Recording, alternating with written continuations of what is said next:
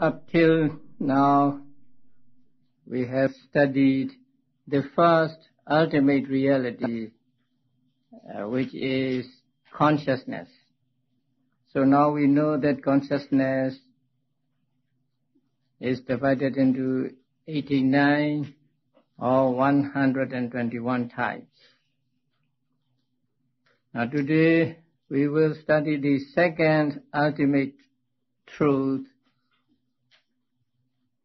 which is the mental factors. So I hope you remember that mental factors are called Cetasika in Pali, and Cetasika means those that depend on the Citta to arise.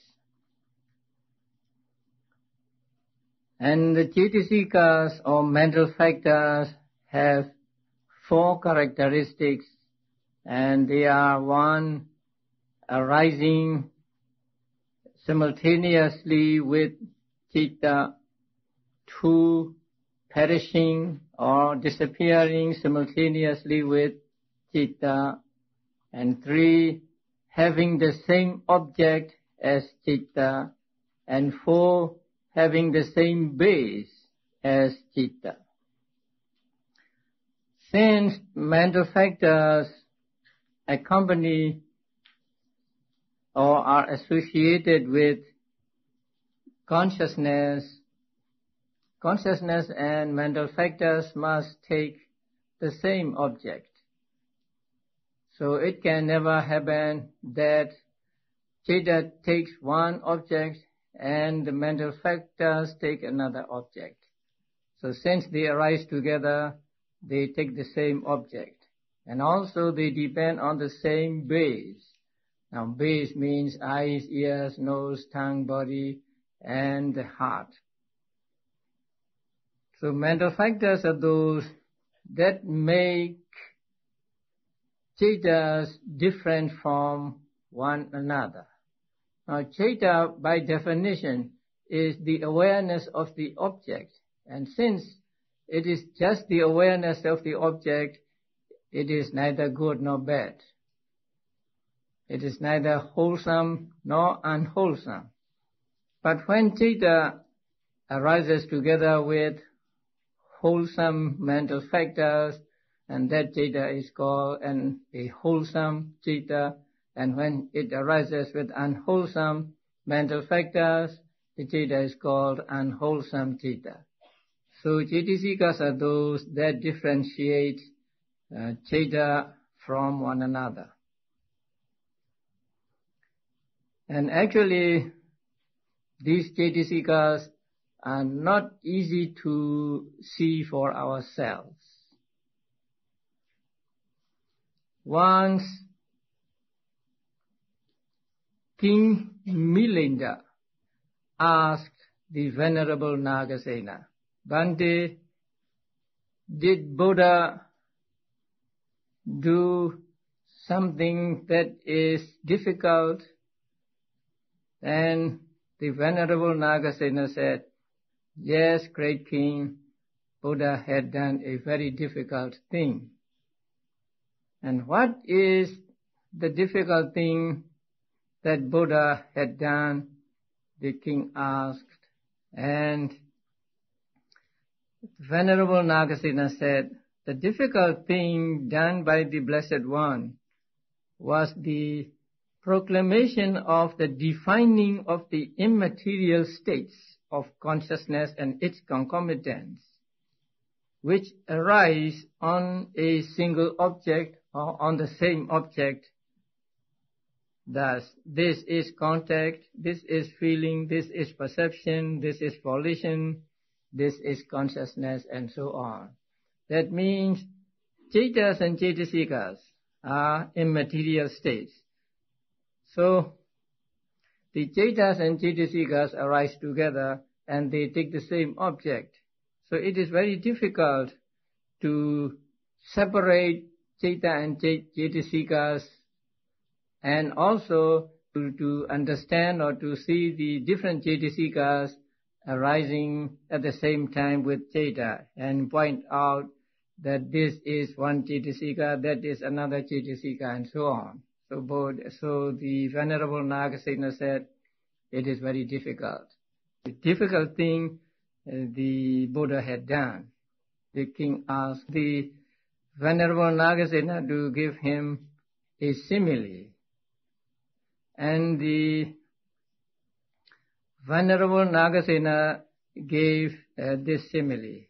Suppose there is a man, he was going in a boat in the great ocean, and he would take the water from the ocean in his hand, and then he would taste it with his tongue, and he would know that this is the water from the river Ganga, this is the water from the river Yamuna, and so on.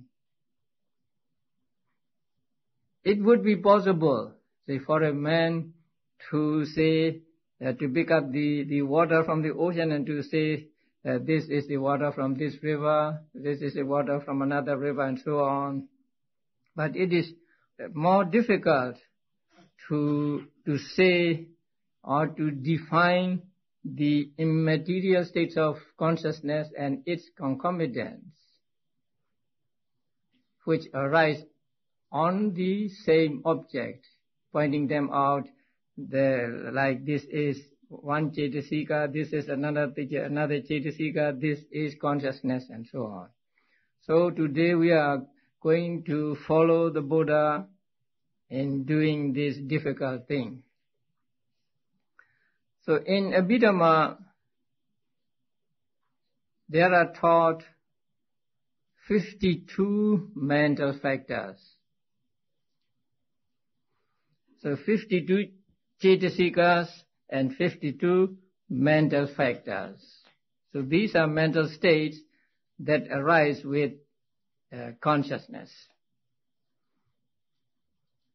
In practice, it is very difficult to differentiate them because they arise together and they seem to be not so different from one another. Now the Cittasikas are first divided into ethically variables, unwholesome, beautiful.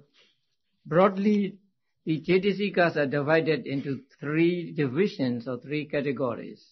So the first is, in English, the first is called ethically variables.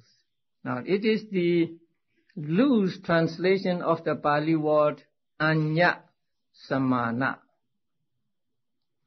Now Anya means other and Samana means common. So Anya Samana means common to other. Common to other means common to either wholesome or beautiful. These 13 ethically variable mental factors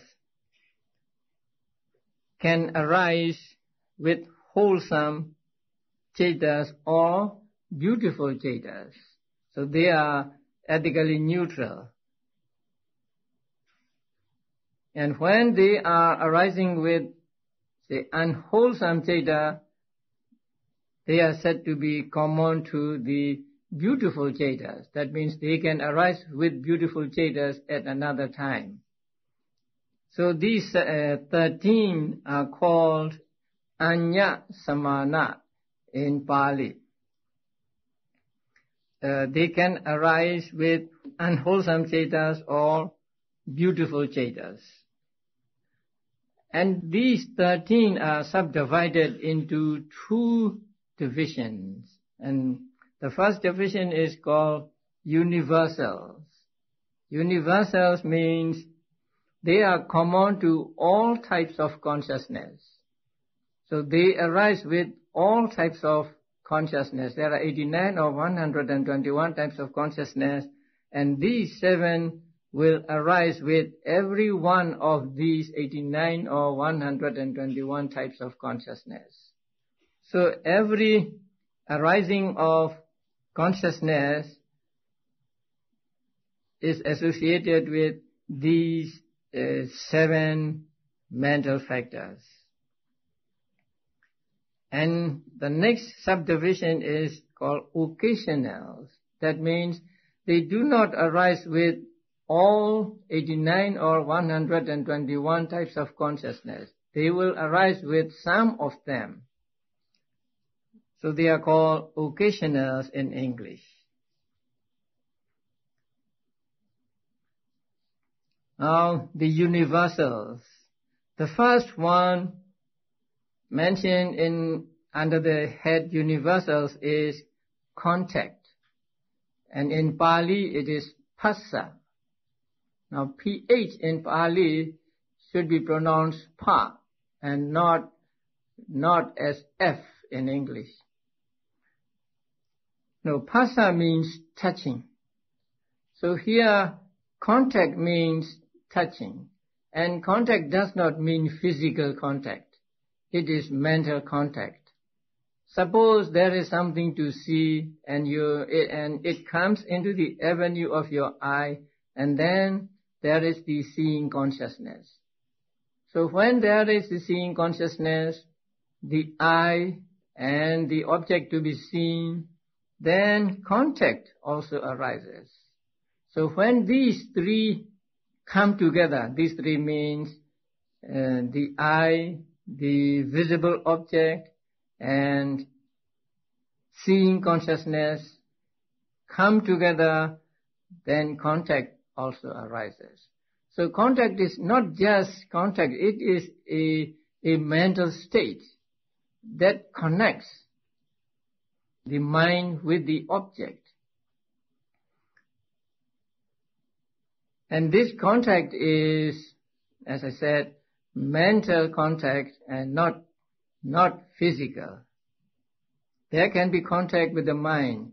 Sometimes we see something very fearful, then we have fear. Sometimes we feel something in our heart when we see a man walking on a tightrope. So such feelings are actually caused by this contact. So this one mental factor arises when an object comes into the avenue of the senses, and there arises a corresponding consciousness, like seeing consciousness, hearing consciousness, and so on. And the second one is feeling. Now, these are all mental states. Not the act of feeling, but something that feels. And feeling means experience of the object. Whenever we come across an object, we experience it. And that experience is called experiencing the taste of the object. Actually, the taste and the object are the same. So experience of the object is called feeling here. So feeling is one mental state among the universals. And there are different kinds of feelings, and you will study about the feelings in the 3rd chapter also. So pleasurable feeling, displeasurable feeling, and neutral feeling. So whatever the feeling is, feeling means the experience of the object, experience of the taste of the object. Now it is compared to a king who enjoys the taste of the food fully. Now the cook who cooks for the king also has the taste of the food, but his taste is very, very small, very little. But when he put the food in front of the king, then the king enjoys the food fully. So in the same way, other mental states also experience the object, but their experience is not as intense as the experience of this mental state which is called feeling. So feeling is one mental state that experiences the taste of the object. Number 3 is called perception. The Pali word for perception is sanya. So I want you to be familiar with Pali words also, not just English translation, because sometimes we may have to go back to the Pali words. So feeling is called Vedana and perception is in Pali sanya. Actually, perception here means making a mark. So whenever we see an object or we experience an object, our mind makes a mark of it. Making mark is for recognizing it later. So when we see somebody, then our mind make a mark of that person. Say he is tall, he is short, or he is fat or thin, and so on. So that when we see this person again, we recognize it. So sanya is like that. Sanya makes a mark of every object we experience. It is a mental state. And it is compared to carpenters making marks on the wood. So when making something, they may make marks on the wood so that they know where to put the wood when they put together, make a table or build a house. So these marks help them to recognize later, and so they know where to put that piece of wood. So in the same way, perception makes marks of objects in our minds, and so when we experience it later at another time, we recognize it. And perception can be right or wrong. So it is very important that we have right perception of things. Once we have wrong perception of things, it is very difficult to remedy it. It is very difficult to get rid of that wrong perception. Now, when you go to other places, and when you reach the place at night, you may not know which direction you are going. Not only may you not know, but you may have a wrong perception of the directions. Although you are going north, you may think that you are going south. Or although you are going west, you may think you are going east. That happens very often to those who travel a lot. And especially when you reach the place at night in an airplane. Recently, I went to Canada, to Montreal, for a retreat. And they took me to a retreat place about 100 kilometers. And I thought we were going north. But they said, no, we are going east, something like that. Although I later know that it is east, I cannot get rid of the notion that I'm going to the north. Because I have a wrong sanya, a wrong perception of the direction. So it is very difficult to get rid of this. Sometimes you may think that the direction you are going is east or west. Suppose you think that you are going west, but in the morning you see the sun rising from another direction. So you know that you are wrong, but still you cannot get rid of the knowing that it is west or it is east. So I have a friend who never can make out what direction he was going when he was in Yangon. So he said he lost sense of direction so much that at one time he was on the side of one road, So on the, let us say, on the west side of road, he had the correct perception of the directions. But once he crossed the road and reached the other side of the road, it was the opposite of what the true direction. So he was very upset with himself. And so he said, next time he crossed the road slowly, looking at the direction and saying, south, south, south, south. But the moment he reached the other side, it was north for him and not south. So the wrong perception can persist and it may not be serious.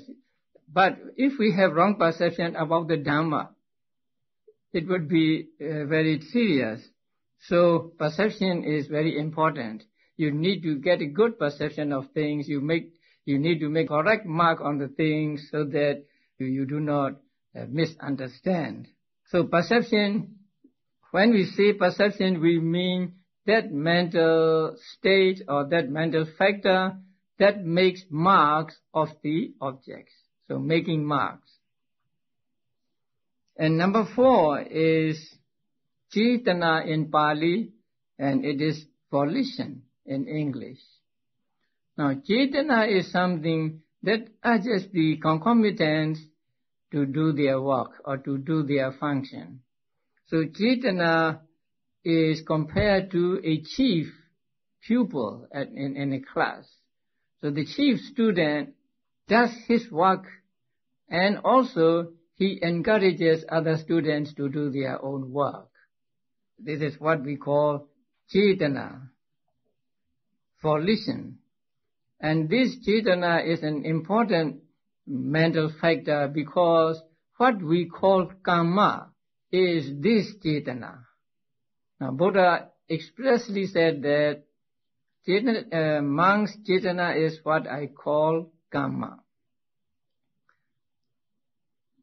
As the students of Abhidhamma, you should understand this, because sometimes when we ask people, what is karma? So they may say, karma is good or bad deed, good or bad action. But strictly according to Abhidhamma, karma is not good or bad action, but the volition or Cetana that accompanies the consciousness when we do good or bad action. But that Cetana arises always in connection with good or bad deed, so that we transfer the name to good or bad deed and we say karma is good or bad deed or good or bad action. So if we are not serious, we may say karma is good or bad action. But if we want to be precise, then we should say karma is the volition or Cetana that accompanies the consciousness when we do something good or bad, when we do some good action or bad action. And this Cetana is different from other mental states. Now, as mental states, they arise and they disappear.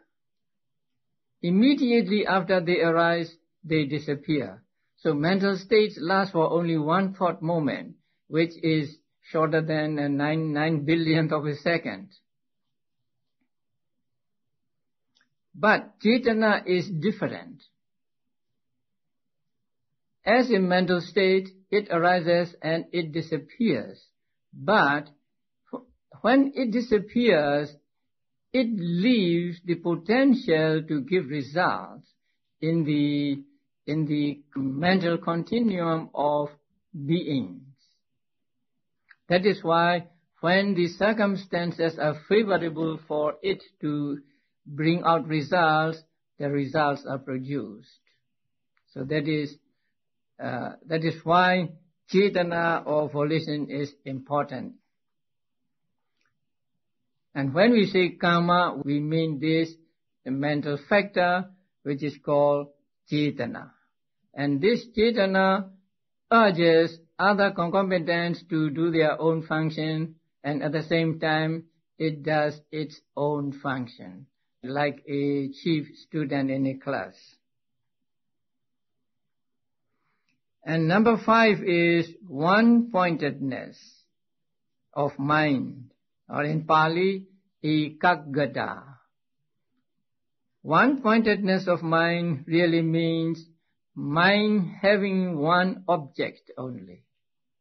So when we practice meditation, we try to keep our mind on the meditation object, on in-out breathing, or on rising and falling of the abdomen, or on other objects. So when mind stays on the object and it does not go to other objects, we say that there is concentration. So one-pointedness of mind is another name for concentration. And this concentration is common to all types of consciousness. So whatever consciousness arises, there is a kind of concentration or one-pointedness of mind. Although it may not be strong, even if it is not strong, still there is a kind of one-pointedness of mind with every type of consciousness.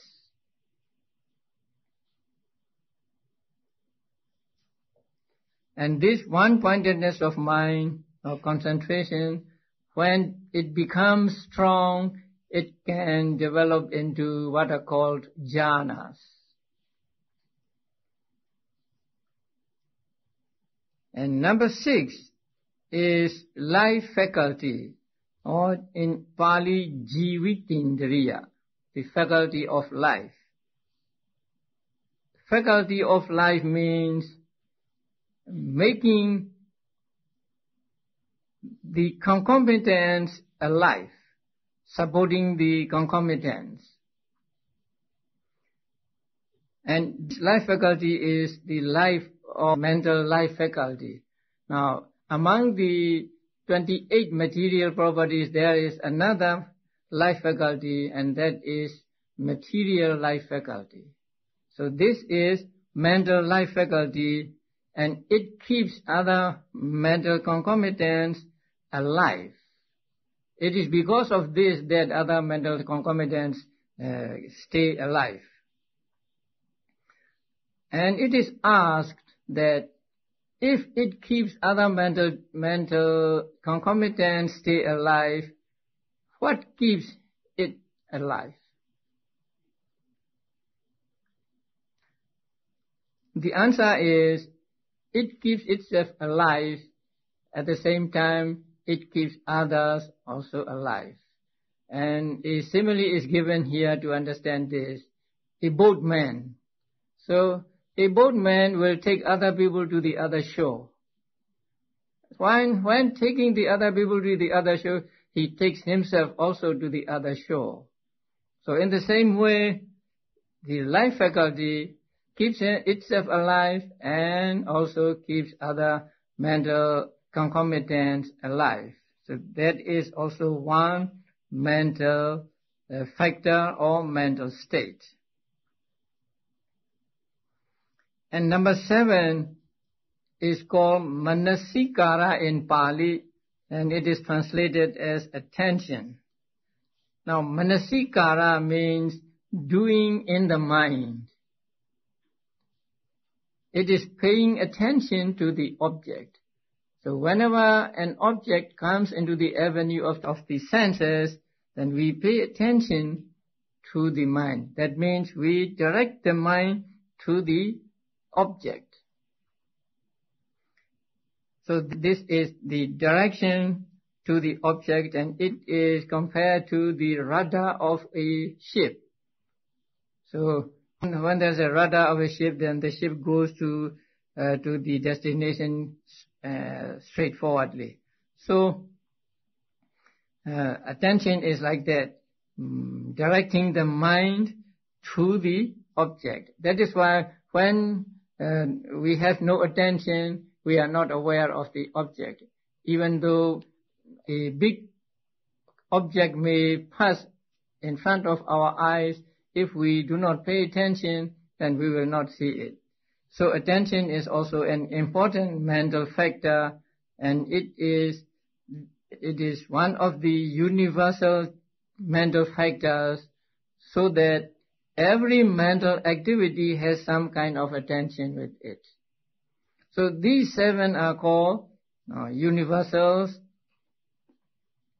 or in Pali, Sabba Citta Sadharana, common to all Cittas, and they arise with every one of the 89 or 121 types of consciousness. Now we come to the occasionals. So these 6 do not arise with every type of consciousness. They will arise with some types of consciousness only. For example, the first one, Vitakka in Pali, and initial application in English, will arise with only 55 types of consciousness. Now the first one, Vitakka, is translated as initial application. That means initial application of the mind to the object. The Pali word Vitakka means simply thinking. But here, thinking means actually putting the mind on the object. It takes the mind and it puts the mind onto the object. So that is the function of initial application or function of Vitakka. So because there is this Vitakka, our mind reach the object, or our mind is put on the object.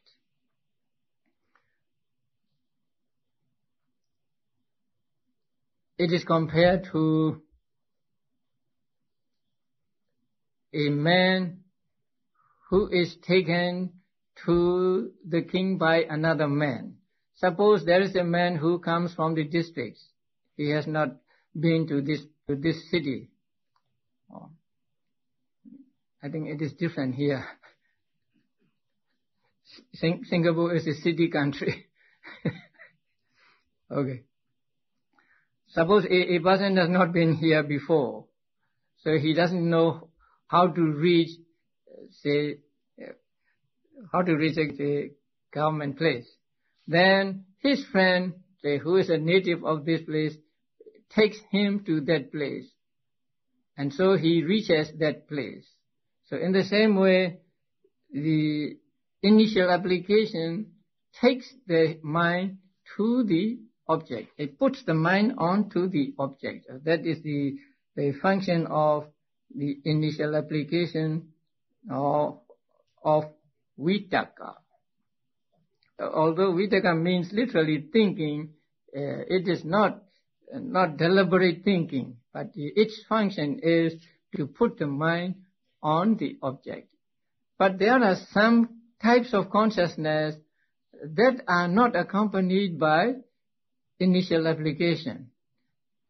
As I just said, the initial application arises with only 55 Cittas. So there are other Cittas. How do they reach the object without initial application, to take them or to put them on the object?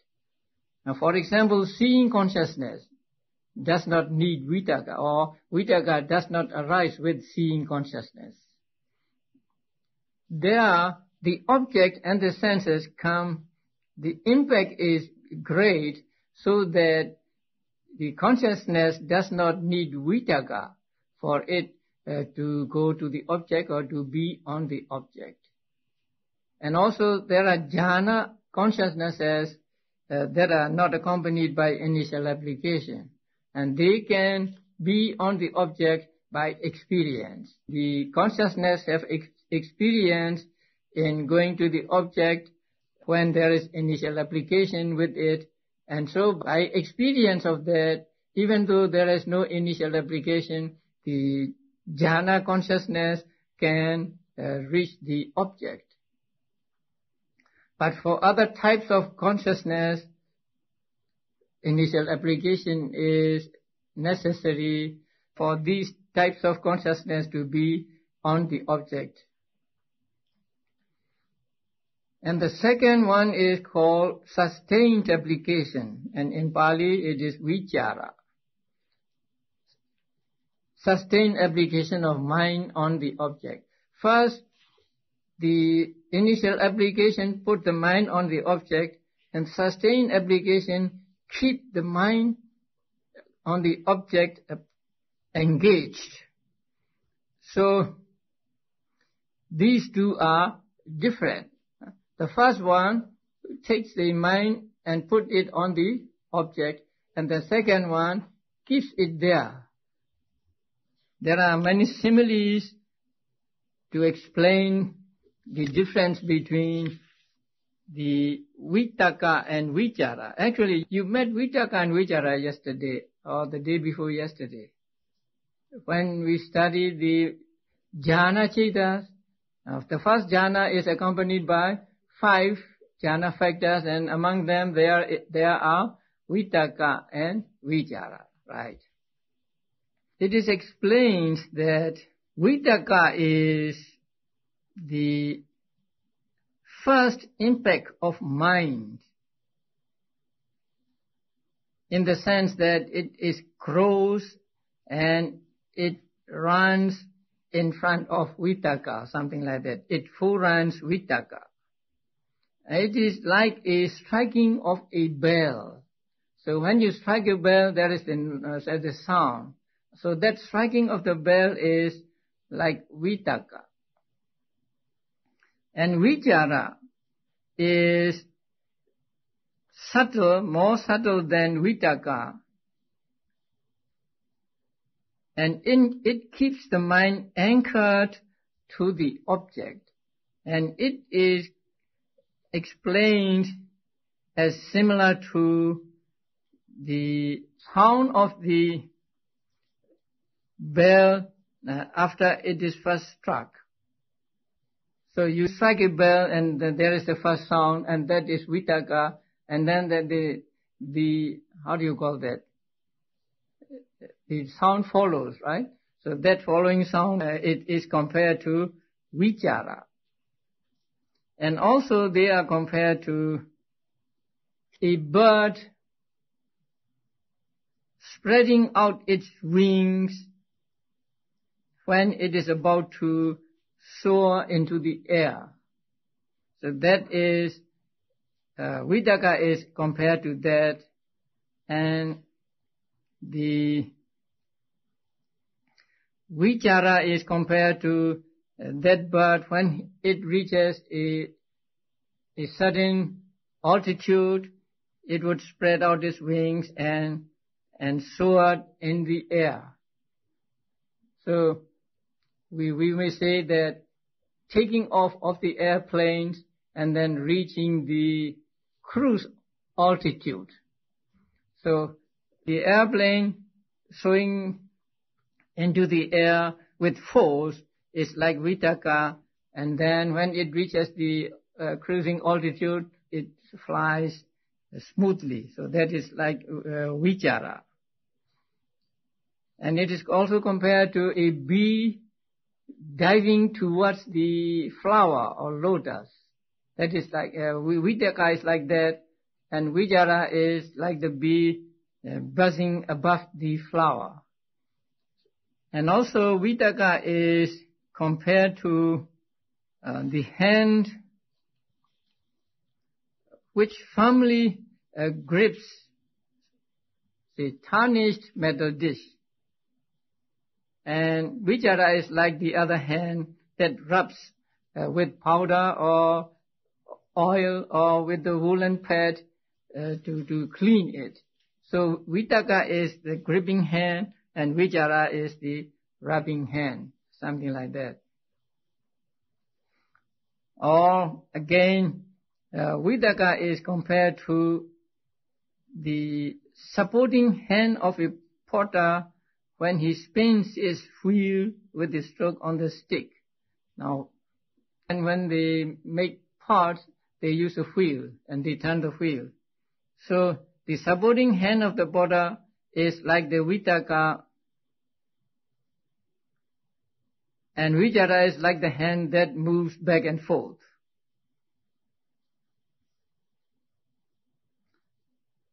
And also it is compared to two things when you draw a circle. So when you draw a circle, you have one pin in the center and another pin revolving around it. So the center pin is like Vitakka and the outer pin is like Vichara. So Vitakka and Vichara are different mental states arising at the same time but doing their respective functions. So Vitakka is putting the mind on the object, and Vichara is keeping the mind there. That is why Venerable Nagasena said Buddha did a difficult job when he described different mental states that arise at the same time taking the same object. Now among the 6, number 3, so from the beginning, number 10, is called decision or a dimokha. It is a firm decision of some object. A dimokha literally means releasing mind onto the object. So there is some kind of decision when we experience any object. So that is called a dimokha or decision. And the next one is energy or viriya, effort. Here effort means mental effort because it is a mental state here. There is physical effort also, but here mental effort is meant. So in the mental activities, there is involved this effort. Now, to be mindful, we must make mental effort. If we do not make mental effort, we cannot be mindful. We cannot practice meditation. And when we read a book, then we need to concentrate on the book, and so there is the energy that helps concentration. So the energy or effort is a valuable or beneficial mental state even for everyday life. And this energy is compared to heat in the books. Now, heat can heat up things and burn them.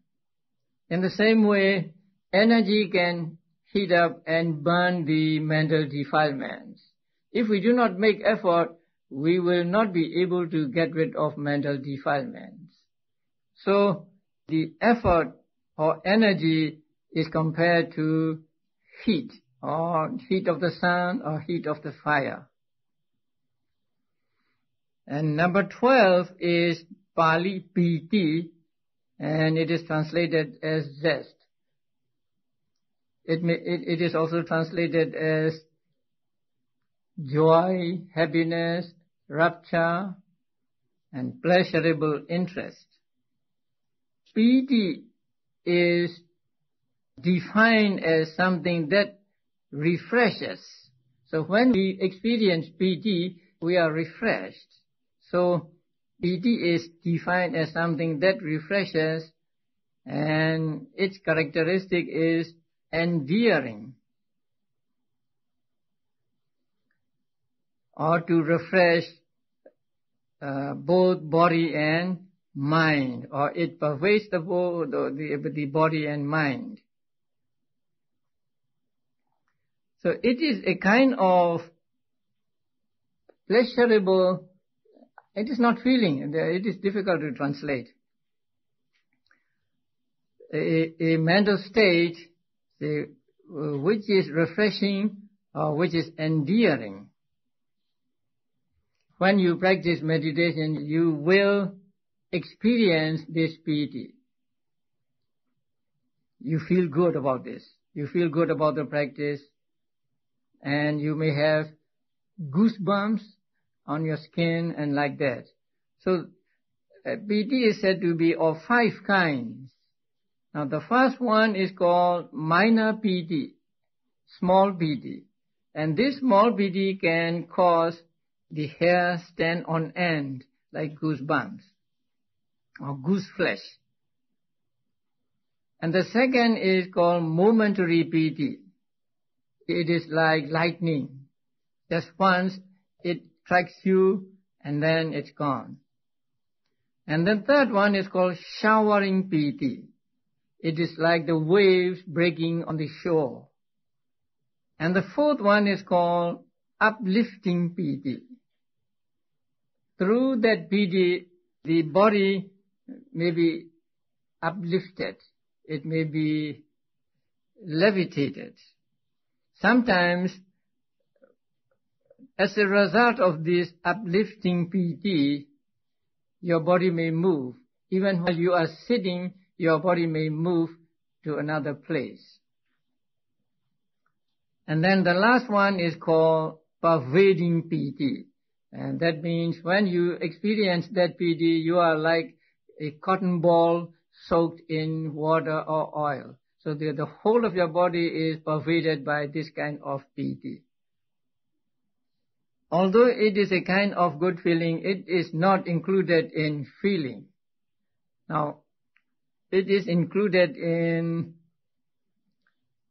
the aggregate of mental formations, the fourth aggregate. Now, among the 5 jhana factors, we have piti and sukha put together. Vitaka, vichara, piti, and sukha. Now, sukha is a feeling, pleasurable feeling. So, sukha is pleasurable feeling, and it is pleasing, and it is called sukha because it devours the affliction of the body. That means it consumes or it removes affliction of the body and so on. These two are very similar, piti and sukha. It is very difficult to differentiate between the two. So the commentaries give similes to understand the difference between piti and sukha. And piti is described as contentedness at getting a desirable object. And sukha is explained as actual experiencing of it when you get it.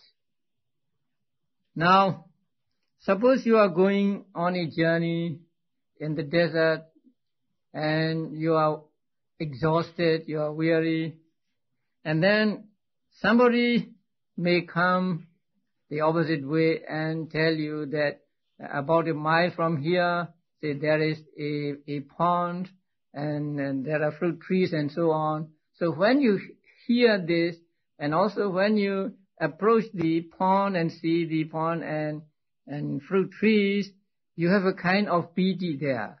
You have not experienced the pond, the water in the pond. You have not experienced the fruits, but you have seen them, and so you have some kind of mental state, and that kind of mental state is called piti. But when you get to the pond and you make use of water, maybe you bathe in the water and you eat the fruit and you sit there comfortably, then you are experiencing what is called sukha. So piti is something that precedes the actual experiencing of the objects. So when we hear about something and when we see something, something desirable, and there is a kind of mental state. We are pleased with the object, and so that being pleased with the object is what we call piti. And when we really experience or enjoy the object, then there is sukha. So piti and sukha are different mental states. Now sukha is one of the feelings, and so it is included in the feeling. And wherever there is piti, there is sukha. But wherever there is sukha, there is not necessarily piti.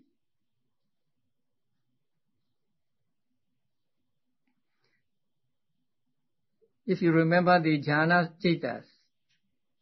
Now the first Jhāna, Cittas, is accompanied by how many Jhāna factors? 5. Vitaka, Vichara, Piti, Sukha, Ekagra. So the first Jhāna has both Piti and Sukha. And the second Jhāna also, both Piti and Sukha. Third Jhāna also, both Piti and Sukha. But fourth Jhāna, no Piti but Sukha. And fifth Jhāna is no Piti and no Sukha. So, whenever there is Sukha, there is Piti. But whenever there is Piti, there is Sukha.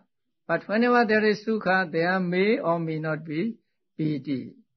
So, that is one difference between them. And Piti is included in Saṅgaha aggregate of mental formations, and Sukha is included in feeling aggregates. So they are different mental states belonging to different aggregates.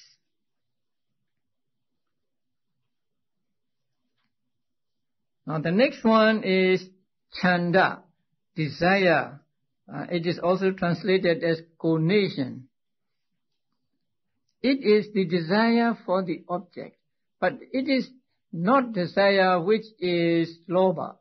Although we may use the word desire for it, chanda is not lobha.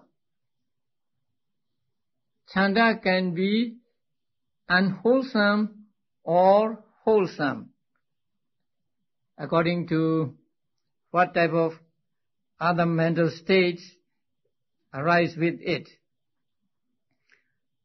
So, although we may translate it as desire, it is not desire like attachment or craving. It is mere desire for the object or mere desire to do. So sometimes it is translated as the will to do, just the will to do without attachment. And it is compared to an archer picking up the arrows. So when an archer wants to shoot arrow, he would pick up the arrows. When he pick up the arrows, he has no attachment to the arrows. He just wants to pick them up to shoot something. So chanda is like that. Just the will to do, just the desire to take the object, and not necessarily attached to the object. So these 6 are called occasionals, because later on we will study with how many cetas each of these cetasikas arise. So when you study this, you will understand why they are called occasionals. Each one of them is not common to all 89 or 121 types of consciousness. And they arise with just, say, 55, 66, and so on of the types of consciousness. Now, the universal 7 and occasional 6 are called ethically variables. They can arise with unwholesome mental states and beautiful mental states. Sometimes they may arise with unwholesome mental states, and sometimes they may arise with wholesome mental states. And so they are called ethically variables, or in Pali they are called Anya Samana. So there are 13 Anya Samana mental factors, and 7 of them are universals or Sabbha Citta Sadharana, and 6 of them are called occasionals or Pakinnaka in Pali. And the next group is in Pali akusala, and in English unwholesome. Now you are familiar with the word unwholesome. You have already studied the unwholesome types of consciousness, and all these unwholesome type of consciousness have some of these mental factors arising with them. And so now we will study these 14 unwholesome types of mental factors. Okay. I think we'll have a break now.